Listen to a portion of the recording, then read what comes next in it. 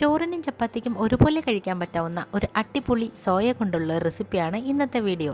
കഴിച്ചു നോക്കണം ഇതിൻ്റെ ടേസ്റ്റ് അറിയാനായി.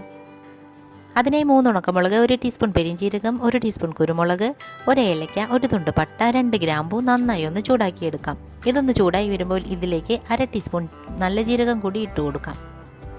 മസാല ഒന്ന് ചൂടായി വന്നാൽ ഇതിലേക്ക് ഒരു 1/4 കപ്പ് ഉണക്ക തേങ്ങ നമുക്ക് ഇതുപോലെ ചെറിയ പീസാക്കി ഒന്ന് ചൂടാക്കി പൊടിച്ചു മാറ്റി വയ്ക്കാം.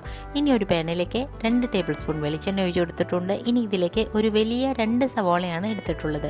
നന്നായി ഒന്ന് വഴറ്റിയെടുക്കാം. സവാള വേഗം വഴരാനായിട്ട് ആവശ്യത്തിന് ഉപ്പ് കൂടി ഞാൻ ചേർത്ത് കൊടുത്തിട്ടുണ്ട്. ഇനി സവാള ഒന്ന് വഴന്നു കഴിഞ്ഞാൽ ഇതിലേക്ക് 1 ടീസ്പൂൺ ജിഞ്ചർ ഗാർലിക് പേസ്റ്റ് കൂടി ചേർത്തൊന്ന് വഴറ്റിയെടുക്കാം. ഇഞ്ചിയുടെയും വെളുത്തുള്ളിയുടെയും പച്ചമണം മാറി വന്നാൽ ഇതിലേക്ക് 1/2 ടീസ്പൂൺ മഞ്ഞൾപ്പൊടി കൂടി ചേർത്തൊന്ന് ഇളക്കി കൊടുത്തിട്ടുണ്ട്.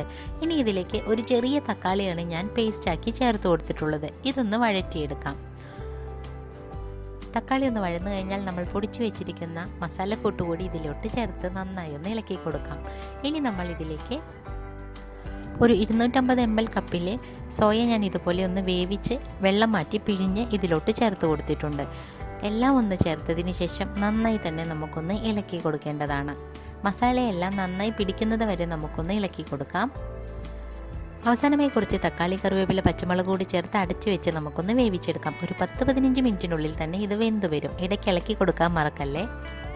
അങ്ങനെ ഏകദേശം ഒരു 15 മിനിറ്റ് കൊണ്ട് തന്നെ നമ്മളുടെ സോയ റെഡിയായി കഴിഞ്ഞു. അപ്പോൾ വീഡിയോ ഇഷ്ടമായാൽ തീർച്ചയായും എല്ലാവരും ഒന്ന് ട്രൈ ചെയ്ത് നോക്കണം.